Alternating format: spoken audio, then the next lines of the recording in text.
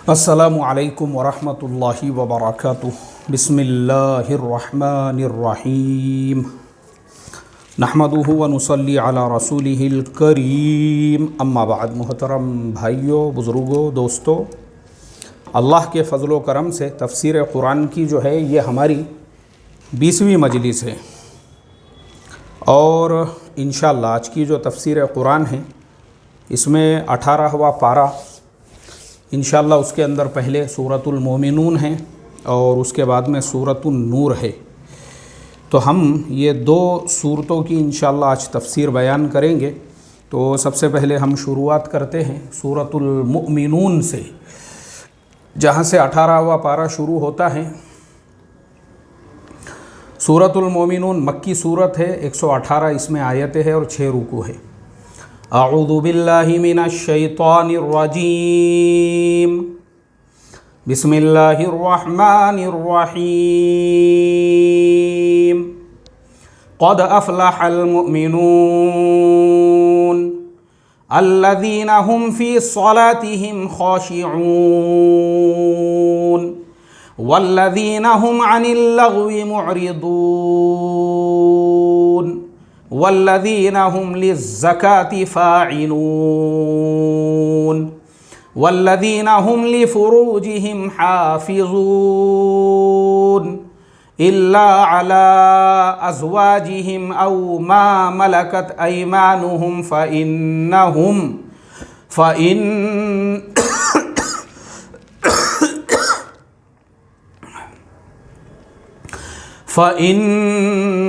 गैरु मलूमीन।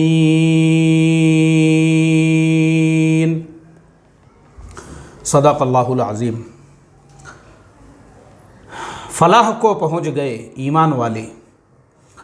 फ़लाह को यानी कामयाबी को, जो ईमान वाले हैं वो कामयाबी को पहुँच गए।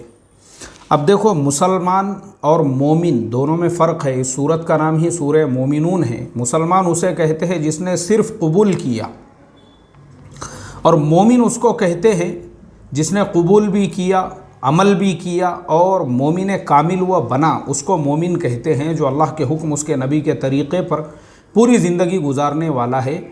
तो अल्लाह ताला ने यहाँ पे मोमिनीन की सिफत बयान की है कि जो मोमिनीन है वो कामयाबी को पहुँच गए। अब मोमिनीन में क्या क्या वो क्वालिटीज़ है जो होना चाहिए, जिसकी वजह से आपको जो है मोमिन कहा जा सके। मतलब आपका नाम चाहे रप्पीक, शप्पीक, शक्किल, जम्मिल, सल्लिम, कल्लिम, इस तरह का अगर आपका नाम है तो आपका नाम रप्पीक, अनशप्पीक ऐसा होने से सिर्फ आप मोमिन नहीं हो जाते हैं, बल्कि ये सिफ़ात जो मैंने अभी तिलावत किया हूँ वो आपके अंदर आना ज़रूरी है, तो आप मोमिन कहलाओगे। चलिए, वो सिफ़ात कौन सी है जो आपके अंदर आने के बाद आप मोमिन कहलाओगे? सबसे पहली सिफ़त, अल्लज़ीना हुम फ़ी स्वलातिहिम ख़ाशिऊन, जो अपनी नमाज़ों में झुकने वाले हैं, यानी खुशू से नमाज़ पढ़ने वाले हैं, जिनकी नमाज़ों को देखकर आपको लगेगा कि वाकई में भी ये खुशू वाली नमाज है। और ख़ुद आप अगर वैसी नमाज़ पढ़ रहे हो तो आपके दिल की दुनिया को झंझोड़ने वाली नमाज हो, उसको कहते हैं खुशू वाली नमाज। अब मुझे आप बताइए, गौर करना है आपको ख़ुद को कि क्या आपकी नमाज ऐसी है? ऐसी नमाज कब होंगी आपकी? आपकी नमाज ऐसी उस वक्त होगी जब आपका वुज़ू सही होगा। उसके बाद में आप जब नमाज के लिए खड़े होंगे तो नमाज में पढ़ने वाले जो अज़कार है वो आपको समझ में आना चाहिए। आप क्या पढ़ रहे हो, अगर वो आपको समझ में नहीं आ रहे हैं तो इसका मतलब ये है कि आपका जो है आपको जो है नमाज में खुशू कहाँ से पैदा होगा। इसीलिए सबसे पहली चीज़ तो यह है कि जो क़िरात कुरान है नमाज के अंदर जो हम पढ़ते हैं, हमारा कुरान सही होना चाहिए, तरतीब के साथ, तजवीद के साथ, और एक एक लफ्ज़ जो है हमारा कुरान करीम का सही हो, हमारी नमाज़ों में खुशू पैदा हो। इसीलिए हमारे जो अमीर है हज़रत जी मौलाना साद साहब, वो ये कहते हैं कि हमारी हर मस्जिद के अंदर मकतब का नज़्म होना चाहिए, जिसमें बच्चों को भी कुरान करीम सिखाया जाए और जो बड़ी उम्र वाले हैं उनका भी कुरान दुरुस्त किया जाए। बड़ी उम्र वालों को भी, जब बड़ी उम्र वालों का भी कुरान करीम सही होगा, बड़ी उम्र वालों का भी कुरान करीम जब दुरुस्त होगा, दोनों का कुरान सही होगा ना, तो क्या होगा, नमाज़ों में मज़ा आएगा आपको पढ़ने के अंदर। नमाज़ों में देखो ना, आप नमाज़ों में जो कुरान है ना, कुरान पढ़ने में तन्हाई के अंदर आप नमाज़ों में कुरान करीम की तिलावत करो, जो बड़ी बड़ी सूरतें हैं वो पढ़ो। अगर आपको तर्जमा भी समझ में आता है फिर तो नूरुन अला नूर है, आपको ऐसा महसूस होगा कि जन्नत के बागात की आप सैर कर रहे हो, यानी जिन आयात की आप तिलावत कर रहे हो गोया कि आप जो है ना प्रैक्टिकली उन आयतों के साथ में अपना सफ़र कर रहे हो। इसीलिए मैं इस मामले के अंदर हमारे हज़रत जी मौलाना साद साहब का शुक्रिया अदा करता हूँ, जिन्होंने ये कहा है कि भाई हमारे हर मस्जिद में मकतब का नज़्म हो और तालीम बालिगान का भी नज़्म हो। ये और बात है कि हमारा उस पर अमल नहीं है बल्कि उल्टी मुखालिफत है। ये मेरे साथ में ख़ुद हो चुका है।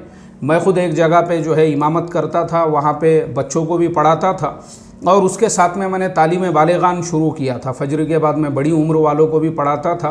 तकरीबन मेरे पास में 45 से 50 लोग पढ़ते थे, कुरान करीम दुरुस्त करते थे। मगर मस्जिद का जो सदर था उसी के पेट में गोमड़ा पैदा हो गया और एक दो जो उसके पंटर थे उन्हीं को हसद और जलन शुरू हो गया कि भाई क्या बात है, मौलाना ज़्यादा ही मेहनत कर रहे। ख़ुद सदर साहब ने मेरे से कहा, बोले जाओ ना चिल्ले 4 महीने में निकलो ना, क्या मेहनत कर रहे, बोले बच्चों के ऊपर पैसे कमा रहे बोले तुम। हालांकि मैं आपको बता दूं 1 लाख रुपये महीने की सैलरी के ऊपर उस वक्त में मैं जॉब किया करता था। लेकिन क्या करेंगे, उम्मत की एक थिंकिंग, एक मेंटालिटी ऐसी बन गई हुई है, भाई ये पैसे कमा रहे हैं, बच्चों से 100 रुपये फ़ीस वसूल करके। अरे वो फ़ीस इसलिए होती है ताकि बच्चों के अंदर शौक़ पैदा हो, ज़ौक़ पैदा हो और बच्चों के माँ बाप फ़िक्र के साथ में अपने बच्चों को जो है पढ़ने के लिए भेज सके। लेकिन हमारा प्रॉब्लम है एक तरफ हमारे हज़रत जी मौलाना साद साहब का ये फरमान है, हमारी हर मस्जिद के अंदर मकातिब का एकदम जाल फैला हुआ होना चाहिए, तालीम बालिगान का नज़्म होना चाहिए, लेकिन हमारे ही पेट में गोमड़े पैदा हो जाते हैं जब कोई मेहनत करता है। ऐसे ही जो तर्जमे का जिक्र है, मैं तर्जमे के साथ में भी बच्चों को पढ़ाता था कि भाई बच्चों को जो है तशहुद का तर्जमा पता हो, बच्चों को जो है दुआए कुनूत का तर्जमा पता हो। बच्चे जो है अभी से याद करेंगे तो बड़े होने के बाद जब वो नमाज़ पढ़ेंगे तो नमाज में मज़ा आएगा, उनको खुद समझ में आएगा हम क्या पढ़ रहे हैं। लेकिन वहाँ पे कुछ सिद्दोड़ पैदा हो गए। एक और मस्जिद में मैं इमामत करता था, कुछ सिद्दोड़ हासिदीन एकदम ऐसी तन बदन में आग लग गई उनके कि भाई ये बहुत ज़्यादा मेहनत कर रहे बोल के। क्योंकि हमारी कौम का सबसे बड़ा मसला यही है, सबसे बड़ा मसला यही है, काम करने वाले को हम काम नहीं करने दे सकते हैं। इसी वजह से आज मुसलमान जो भारत के अंदर जलीलो ख़ार हो रहे हैं, उसका एक सबसे बड़ा रीज़न यही है कि हम ही आपस में एक दूसरे की टांगें काटने में और एक दूसरे की टांगें खींचने में लगे हुए हैं। अल्लाह हिफाजत फरमाए। आगे दूसरी सिफत बयान की, वल्लदीना हुम अनिल लग़्वी मुअरिदून, बेकार बातों पर ध्यान नहीं देते यानी एराज़ करते हैं लग़्व और फजूल बातों से। ये मोमिन की पहचान है और हमारी खुसूसियत है ये कि हम बेकार बातों पे ही ध्यान देते हैं, लग़्व बातों पर ही ध्यान देते हैं। मैं एक ज़माने में व्हाट्सएप के 300 ग्रुप में मेरा नंबर था, मैंने सारे ग्रुप से जो है ना अपने आप को इसलिए रिमूव किया कि माशाल्लाह नामों के साथ में बड़ी बड़ी सनदें लगी हुई है, बड़े बड़े अलक़ाब लगे हुए हैं और उसके अंदर जो है उनका जो लग़्व और बेकार बातें जो थी वो झोपड़पट्टी में जो नालों के अंदर घूमने वाले सूअर रहते ना, उससे भी ज़्यादा बदतर। मैं बोला भाई सूअरों की सोहबत में अपने को नहीं रहने का है, जुब्बा पोश खबीसों की सोहबत में अपने को नहीं रहने का है, जुब्बा पोश शयातीन मुनाफिकीन और खवारिजीन के सोहबत में नहीं रहे बाबा। मैं बोला ये ऐसे कुत्तों की सोहबत में रहेंगे ना, लग़्व और बेकार बातों में पढ़कर अपने दूसरे कामों के एतबार से हम जो है डिस्टर्ब हो जाएंगे, काम नहीं कर सकेंगे।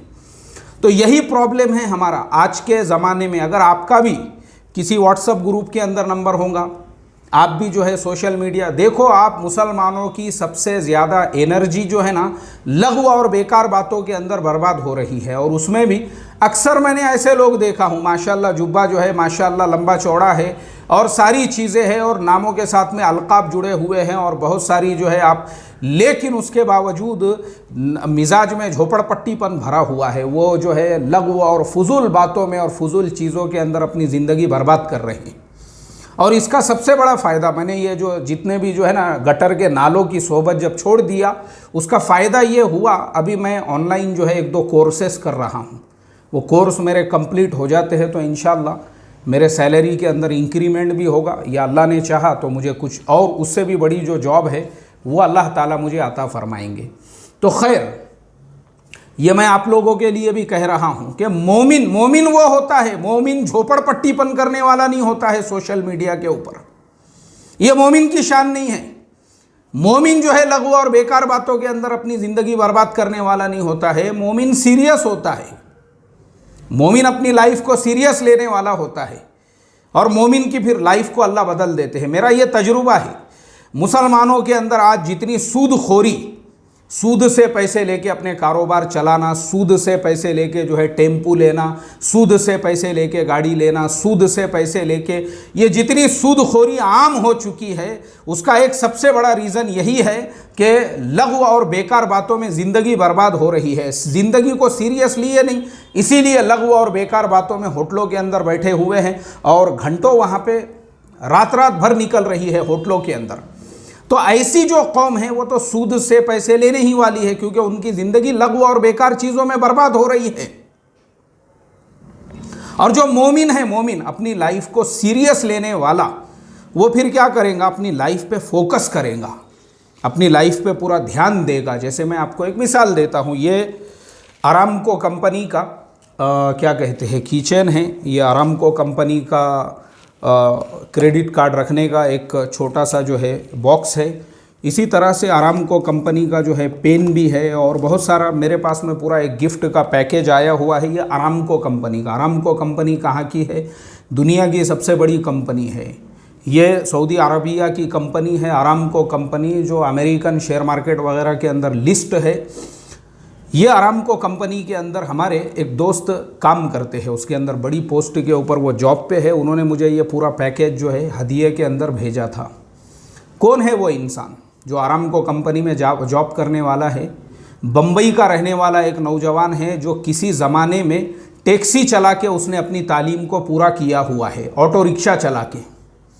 मुमरा का रहने वाला नौजवान है वो, मुमरा से लेकर तो दारुल फलाह तक रिक्शा चलाने वाला नौजवान।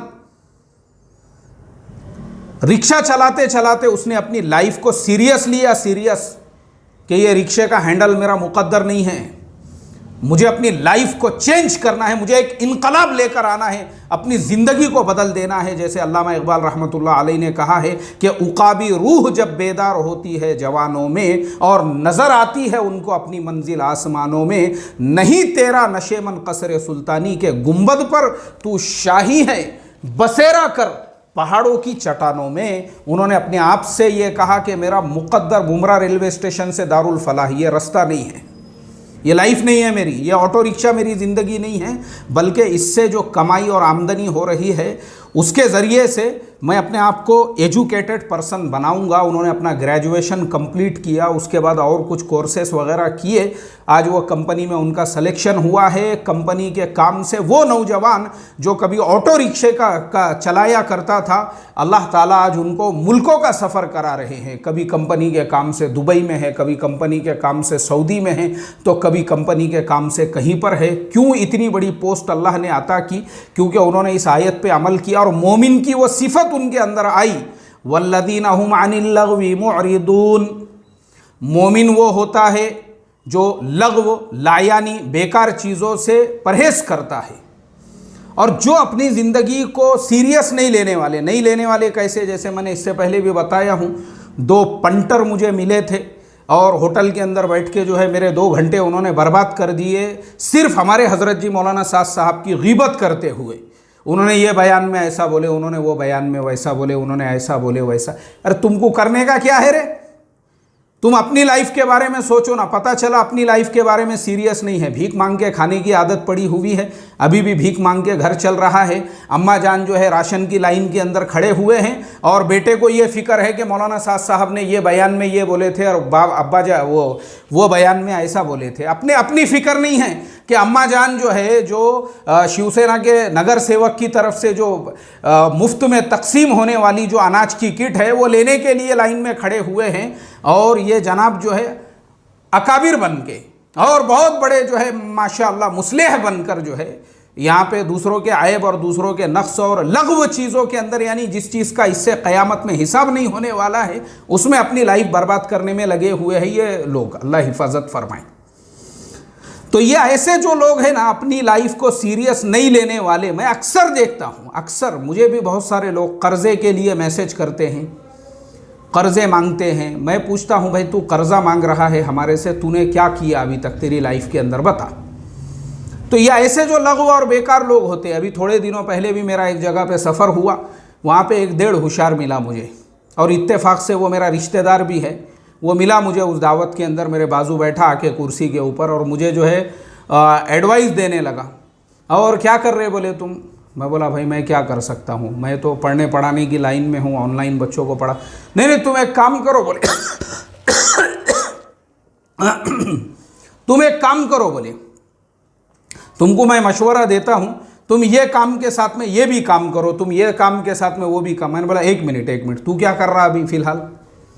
रिकामे तेकड़े, तेरी पूरी ज़िंदगी जो है ना, पूरी ज़िंदगी तू एक रिकामा इंसान है। पूरी ज़िंदगी तूने रिकामे पन के अंदर जो है गुजार दिया। अपनी खुद की ज़िंदगी के अंदर जो है ना, तूने कुछ भी प्रोग्रेस नहीं किया। तू एक ज़ीरो इंसान है, तू फेल इंसान है तू। हाँ, अगर कोई इंसान मुझे ऐसा इंसान मशवरा देता, जैसे ये हमारे जो है आरामको कंपनी में काम करने वाले दोस्त, उनके सारे मशवरों के मैसेज मैं हिफाजत से रखता हूँ। जो भी वो सजेशन देते उस पर अमल भी करता हूँ। क्यों? क्योंकि उस इंसान ने अपनी लाइफ के अंदर ज़ीरो से जो है ना, अपने आप को उसने प्लस में लेकर गया। उस इंसान ने चेंज किया अपने आप को, तो उसका मशवरा भी काबिल कबूल है। और एक फालतू इंसान जिसने अपनी लाइफ को बेकार और लघु कामों में पूरी तरह से बर्बाद कर दिया, कुछ नहीं किया इसने, इसकी पूरी ज़िंदगी बाप के टुकड़ों पर, बाप के बाद में जो है दीगर रिश्तेदारों के टुकड़ों पर शादी हो गई, जोरू के टुकड़ों पर, जिसकी पूरी ज़िंदगी, जिसने अपनी ज़िंदगी में जो है कुछ नहीं किया, ऐसा रिकामा और फालतू इंसान अगर आपको मशवरा दे रहा है, मशवरा नहीं चाहिए रे बाबा तेरा। तू तेरी लाइफ में तू तेरा देख, अपना देख, तू तेरा मशवरा तेरे ही ऊपर लागू कर, तू कुछ कर ज़िंदगी के अंदर, तो हम ये मानेंगे कि वाकई में भी तूने अपनी लाइफ में और अपनी ज़िंदगी में कुछ किया। फालतू और ऐधी इंसान हमको मशवरा दे रहा है। तो ये ऐसे जो लोग हैं ना, तो आपको तय करना है, आपको अपनी ज़िंदगी के अंदर क्या करना है। आपको अपनी ज़िंदगी को अगर चेंज करना है, आपको अपनी ज़िंदगी को अगर बदलना है, आपको अपनी ज़िंदगी में कुछ प्रोग्रेस करना है ना, तो ये लघु और बेकार बातों को छोड़कर अपनी लाइफ को आपको सीरियस लेना पड़ेगा। जैसे मैंने बताया कि मैं खुद ये जो व्हाट्सअप वगैरह के ग्रुपों में, सारे ग्रुपों में से मैंने अपने आप को रिमूव किया, और मैंने फिर 2-4 कोर्सेस ऑनलाइन शुरू किया। मैं बोला भाई ये करके उससे ज़्यादा तो इसके अंदर फ़ायदा है। कुछ फ़ायदा नहीं है, सिर्फ बकवास करके खाली जुब्बे की लंबाई आ गई और नामों के आगे पीछे अलकाब आ गए, और मिजाज देखो तो वही झोपड़पट्टी के गटर में घूमने वाले जो सूअर है उनके जैसा। अल्लाह हिफाजत फरमाए। आगे अल्लाह ने फरमाया, वल्लज़ीना हुम लिज़्ज़काति फ़ाइलून, और जो ज़कात अदा करते हैं। अब देखो मोमिनीन, यहाँ पे सिफ़ात मोमिनीन की बयान हो रही है कि मोमिनीन के अंदर क्या सिफ़ात है। जो मोमिन होगा उसमें ये सिफ़त होंगी, सबसे पहले उसकी नमाज़ों में खुशू होगा, दूसरे नंबर पे वो लायानी और बेकार बातों को छोड़ देगा, और नंबर 3 जो है ज़कात का अदा करने वाला होगा। ज़कात का अदा करने वाला, ये जुमले पे गौर करो। और यह तजर्बे की बात बता रहा हूँ। आज मुसलमानों के अंदर एक बहुत बड़ी तादाद ऐसी है जिनको ज़कात के बारे में, उनको ज़कात के मसाइल ही नहीं पता है। और इसीलिए मेरी एक तरतीब है, मैं रमज़ान शुरू होने से पहले पाबंदी के साथ में ज़कात के मसाइल तफसील से हर साल बयान करता हूँ। अभी भी मैंने बयान किए हुए हैं, और उसमें सारे मसाइल को हमने कवर किया है। उसमें जितने भी आजकल के लेटेस्ट मसाइल है, पीएफ का मसला है, ईपीएफ का मसला है, और पीपीएफ का मसला है, और इसी तरह से एफडी का मसला है, इसी तरह से शेयर मार्केट, म्यूचुअल फंड्स, तमाम की ज़कात आप कैसे अदा करेंगे, वो ज़कात का मेरा बयान भी आपको मिल जाएगा, आप सुन सकते हैं उसको। तो ज़कात जो अदा करना है, तो ये मोमिन की सिफ़त है, वो ज़कात अदा करने वाले हैं। और ज़कात अदा करने का फ़ायदा क्या है? ज़कात अदा करने का सबसे बड़ा फ़ायदा ये है कि अल्लाह ताला आपकी हर साल आपको ज़कात और ज़्यादा आपकी बढ़ा देते हैं। यानी ज़कात अदा करने से आप गरीब नहीं होते। मैंने इससे पहले भी बताया हूँ, मैंने ज़कात की अदायगी की शुरुआत उस वक्त से किया जब मेरी उम्र 18 साल थी, और तब मैंने 250 रुपये पहले साल जो है ज़कात दिया था, और उसी साल मैंने कुर्बानी के 2 हिस्सों में भी हिस्सा लिया था मेरे वालिदैन के नाम से। मुझे वो भी आज तक अच्छी तरह से याद है। तब से लेके मैं आज तक ज़कात अदा कर रहा हूँ। और इस साल की मेरी जो ज़कात है अभी मैं आपको अल्फाज में नहीं बता सकता हूँ। अल्लाह का करोड़ों दर्जे करम है। जो ज़कात मैंने पहले दिन अदा किया था, आज मैं उससे 500 गुना ज़्यादा जो है ज़कात अदा करने के काबिल अल्लाह ताला ने मुझे बना दिया है। ये अल्लाह ताला का शुक्र है आज जो मैं अदा कर रहा हूँ। अब ये आप खुद जो है कैलकुलेटर लेके कैलकुलेशन करो कि पहले दिन एक आदमी ने 250 रुपये ज़कात अदा किया था, तो आज जो है 18 से लेके समझो आज जो है 25 साल के अंदर उसको अल्लाह ताला ने जो है 500 गुना ज़्यादा ज़कात अदा करने वाला जो बनाया। ये सिर्फ ज़कात अदा करने की बरकत है। आप भी करो ना, आप भी करो। मैं आपको मेरी मिसाल बड़ेपन के लिए नहीं दे रहा हूँ, मैं बहुत बड़ा आदमी हूँ बोल के, या मैंने जो है बहुत बड़ा तीर मार दिया, कुछ नहीं। मेरा मकसद सिर्फ आपको ये बताना है कि अल्लाह ताला के जो अहकाम हैं उससे जीती जागती तुमको मदद बताना है मुझे। जैसे मैंने 50 बार बोला हुआ हूँ ये बात कि देखो जैसे मैं तुमको वीडियो में नज़र आ रहा हूँ वैसे तुमको अल्लाह की मदद नज़र आएंगी ऐसे अपने आँखों के सामने, लेकिन तुम उसके हुक्मों पर अमल करो। तो मुझे सिर्फ तुमको ये बताना है जो कुरान पाक में अल्लाह ताला ने फरमाया, कुरान करीम की जो आयत है ना, यमहकुल्लाहु रिबा व युर्बिस सदाक़ात, अरे तुम खर्च करो अल्लाह बढ़ाएगा तुम्हारे माल को, माल को कम नहीं करेगा अल्लाह ताला, तुम्हारी बढ़ाएगा भाई। अल्लाह ताला जो है तुम्हारे माल को बढ़ाएगा, अल्लाह तुम्हारे माल को कम नहीं करेगा। तुम अदा तो करो ज़कात और तुम्हारे माल की हिफाजत होगी। और मैं मेरा ही वाक़या सुनाऊंगा आपको माल के हिफाजत का भी। एक मरतबा मैं अपने गांव से जो है पुणे के लिए ट्रेन से आ रहा था। हमारे गांव में सुबह 5:30 बजे आती है वो ट्रेन, और उसके अंदर जो है मेरे पैसे रखे हुए थे। मैंने अपनी बाइक वगैरह कुछ बेच दिया था वहाँ पे। उसके अलावा भी जो है मेरे पास में कुछ पैसे थे, वो पूरे पैसे लेकर मैं आ रहा था। और वो पैसे मैंने कैसे रखा था, ये जो जेब है मेरा, ये जेब के अंदर रख के मतलब ये कुर्ता पहना हुआ नहीं था, वो मेरे बैग के अंदर था, और उसके अंदर मेरा कुर्ता रखा हुआ है, लेकिन कुर्ते के जेब में पैसे थे वो। और वो कुर्ता लपेटा हुआ, उस पर और भी कपड़े वगैरह थे। मनमाड़ रेलवे स्टेशन के ऊपर ट्रेन जो है पता चला कि आधा घंटा रुकती है, तो हम अपना बैग रख के सीट के ऊपर आराम से मैं स्टेशन के बाहर निकला। मैं बोला ज़रा ट्रेन में सफ़र करते करते लंच करेंगे एकदम शाही अंदाज में। तो 1 किलो मैंने अंगूर लिया, उसके बाद में दही लिया आधा किलो, और खाने के लिए 4-5 चीज़ें लिया, और उसके बाद में वो 2-4 कैरी बैग लेकर जब प्लेटफॉर्म पे पहुंचा तो ट्रेन रवाना हो चुकी थी। तो मैंने सीढ़ी पे से नीचे उतरने के बाद लोगों को पूछा, मैं बोला भाई ये ट्रेन का तो इंजन चेंज होता है ऐसा, इसको तो आधा घंटा लगता है। बोले वो ट्रेन का इंजन पहले चेंज होता था, अभी सामने से भी पटरी बन गई है बोले दूसरी लाइन, तो इसके लिए ट्रेन जो है सीधा निकल जाती है, अभी वो सामने का इंजन वापस इधर नहीं आता है। इन्ना लिल्लाहि व इन्ना इलैहि राजिऊन। अब मैं बोला यार उसमें तो मेरे पैसे हैं, उसके अंदर मेरे पैसे भी थे, और इत्तेफाक से मेरा मोबाइल फ़ोन भी उसी के अंदर था। अब हम आ गए यहाँ पे वापस। यहाँ वापस आने के बाद उस वक्त में मैं, हमारा मदरसा बैतुल उलूम है पीछे, वहीं पे मैं रहता था। तो मैंने हमारे एक साथी से ज़िक्र किया, मैं बोला यार मेरा बैग ऐसा ऐसा जो है छूट गया ट्रेन के अंदर, क्या करना चाहिए।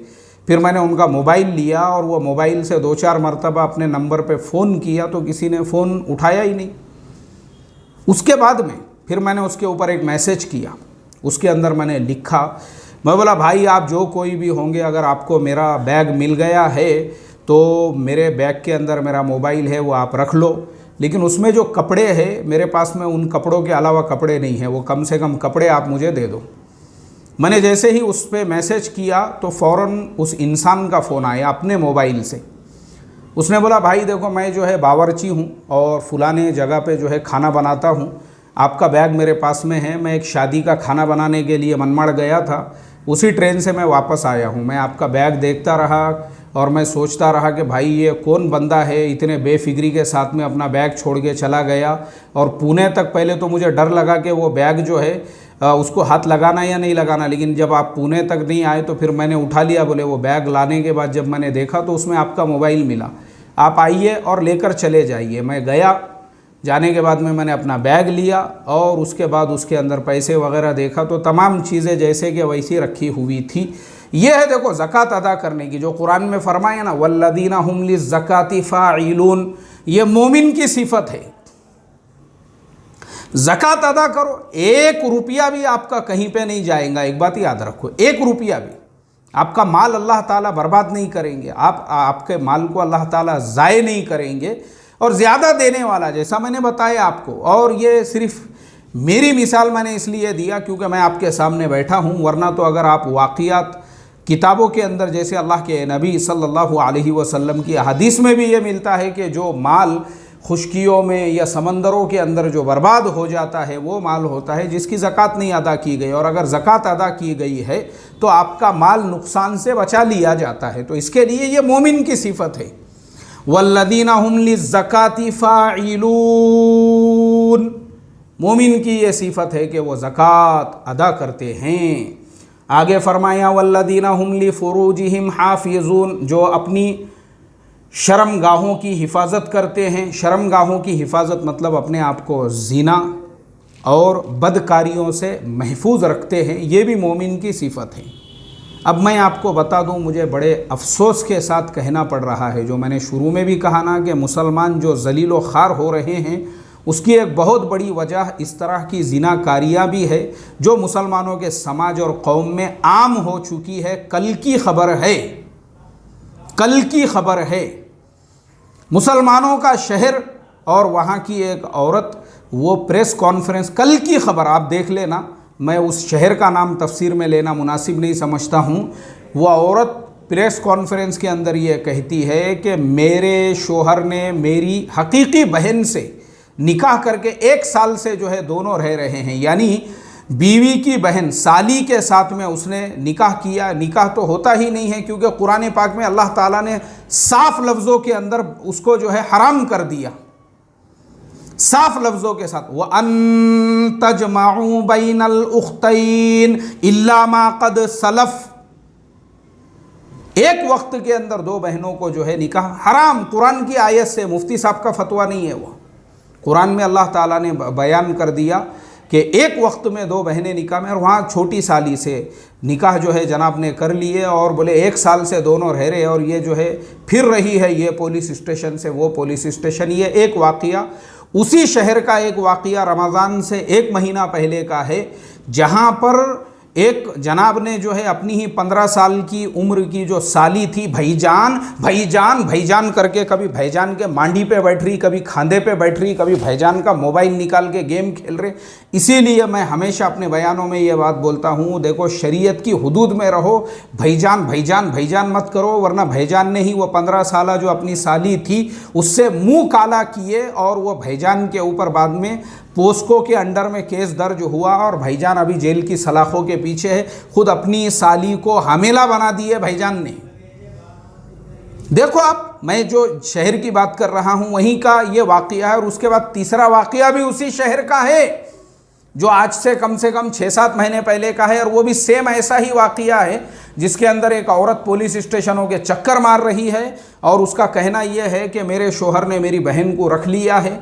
अब देखो, जो जिस कौम के अंदर, जिस समाज के अंदर ज़िनाकारी, इसको ज़िनाकारी आम करना, आम होना कहते हैं, मेरे पास में सवालात आते हैं। कई मुसलमान ऐसे हैं जिन्होंने अपने ही नौजवानों से परेशान होकर अपने घर बदल दिए, महल्ले बदल दिए उन्होंने, क्योंकि उनकी बहन बेटियां जब स्कूल कॉलेज में जाती थी तो ये हरामखोर भेड़िए जो है ना, रोड पे खड़े रह के उनकी बहन बेटियों को छेड़ते थे। और मैं हमेशा कहता हूँ कि दूसरों की बहन बेटियों को बुरी नज़र से देखने वाले जो हरामखोर है, ये ज़िना की औलाद होगे। मुझे एक ने कहा बोले मुफ्ती साहब, ये जो फुलाना है ना, लोगों की माँ बहनों को बुरी नज़र से देखता है, दूसरों की माँ बहनों को छेड़ता है, दूसरों की माँ बहनों पे गंदी नज़र रखता है। मैंने कहा तहकीक करो, इसका बाप सूदखोर होगा और इसकी माँ जो है वो जानिया होगी। और वाकई में भी उन्होंने मुझे तहकीक के बाद कहा कि बिल्कुल आपने सही कहा, इसका बाप सूदखोर है और इसकी माँ भी ऐसी लपड़ेखोर है, और उसी की नस्ल से ये पैदा हुआ, इसीलिए दूसरों की माँ बहनों को बुरी नज़र से ये देखता है, ये हराम का पिल्ला। अल्लाह हिफाजत फरमाए मोहतरम दोस्तों। तो मुसलमानों की कौम के अंदर मुसलमानों की बहन बेटियां सबसे ज़्यादा जो परेशान हैं, ख़ुद मुसलमानों के लड़कों से परेशान हैं, जिन्होंने उनका कॉलेज में जाना आना मुश्किल कर दिया है, जो उनको छेड़ने वाले, जो उनको सताने वाले, अल्लाह हिफाजत फरमाए। मोहतरम दोस्तों, बहुत बड़ा मसला है ये जो ज़िनाकारी वाला जो मसला है ना, इसीलिए महरमात के बीच में भी जो पर्दा है, हमने उस पर्दे का पूरा पूरा एहतमाम करना चाहिए। घरों के अंदर भाईजान भाईजान भाईजान बोल के जो है बीवी घर में क्या कहते हैं उसको हामेला थी और साली को लेकर आए खिदमत के वास्ते, बाद में उसको भी हामेला बना के छोड़ दिया। ऐसे भी भाईजान है, अल्लाह हिफाजत फरमाए। दोनों बहनों को एक साथ में दोनों की डिलीवरी हो रही है, बोले पहली की डिलीवरी थी, दूसरी को भेजे खिदमत को, तो इसको भी लगा दिया उन्होंने लाइन से। ऐसे ऐसे हराम के पिल्ले हैं रे भाई, ऐसे ऐसे शैतान के पिल्ले हैं, और फिर अपने आप को मुसलमान समझते हैं और ईमान वाला। मैंने कहा ना कि तुम्हारा नाम रफ़ीक और शफ़ीक होने से, सलीम और कलीम होने से और शकील और जमील होने से मुसलमान नहीं हो जाता इंसान। उसके अंदर ये सिफ़ात होना चाहिए, उसके अंदर ये सिफ़ात होना चाहिए। अगर उसके अंदर ये सिफ़ात नहीं है, वो अपने आप को मोमिन नहीं कह सकता है, वो अपने आप को मोमिन नहीं। हाँ, अल्लाह ताला ने मोमिन की सिफ़ात बयान की, क़द अफ़लहल मोमिनून, मोमिनीन जो है वो कामयाबी को पहुँच गए। कौन से मोमिनीन? सिर्फ नाम रफ़ीक शफ़ीक रखने वाले नहीं, बल्कि वो मोमिनीन जिनकी नमाज़ों में खुशू है, वो मोमिनीन जो लायानी से परहेज़ करने वाले हैं, वो मोमिनीन जो ज़कात अदा करने वाले हैं, वो मोमिनीन जो अपने शर्मगाहों की हिफाजत करने वाले हैं, वो मोमिनीन की यहाँ पे सिफ़ात बयान की गई है। अल्लाह हिफाजत फरमाए। मोहतरम दोस्तों, ये बहुत बड़ा मसला है मुसलमानों का कि आज जो है ना ये चीज़ें हमारी ज़िंदगी में, मुझे बहुत सारे लोग बोलते हैं अल्लाह की मदद क्यों नहीं आ रही है, मदद क्यों नहीं आ रही। अरे जिस कौम के अंदर बेकार वक्त को ज़ाय करने वाले रात में 2-2 3-3 बजे तक होटलों में बैठ रहे हैं, जिस कौम को ज़कात की अदायगी पता नहीं है, जिस कौम के अंदर ज़िनाकारी आम हो, जिस कौम के अंदर इस तरह से अपने ही माँ बहनों को बुरी नज़र से देखने वाले भेड़िए मौजूद हो, उस कौम पे अजाब नहीं आएगा तो क्या आएगा? ये अजाब है, अजाब अल्लाह का अजाब है, ये अजाब अल्लाह ताला की पकड़ है, ये पकड़। और ये पकड़ से पहले हमने जो है ना अपने आमाल को दुरुस्त, मैं हमेशा कहता हूँ और फिर एक मरतबा कहूँगा, अल्लाह ताला जज़ाए खैर अता फ़रमाए कि कम से कम ये तबलीगी जमात हज़रत मौलाना इलियास साहब रहमतुल्लाह अलैह आज से 100 साल पहले जो अल्लाह ने उनके ज़रिए से ये काम को शुरू किया, अगर वो काम इस मुल्क के अंदर नहीं होता था ना, तो ये तो कौम बुत परस्त बन जाती थी अभी तक। इसीलिए मोहतरम दोस्तों, अल्लाह उनको करोड़ों दर्जे जज़ाए खैर अता फ़रमाए। तो आज जो है यहीं पे हम अपनी तफसीर को मुकम्मल करते हैं, क्योंकि सूरह नूर तक तो हम पहुँचे ही नहीं हैं, क्योंकि इसके अंदर भी एक बहुत अहम मज़मून है आगे जो बिल्कुल पूरे के पूरी साइंस को बयान करता है, पूरा क्या पूरा साइकिल बयान करता है।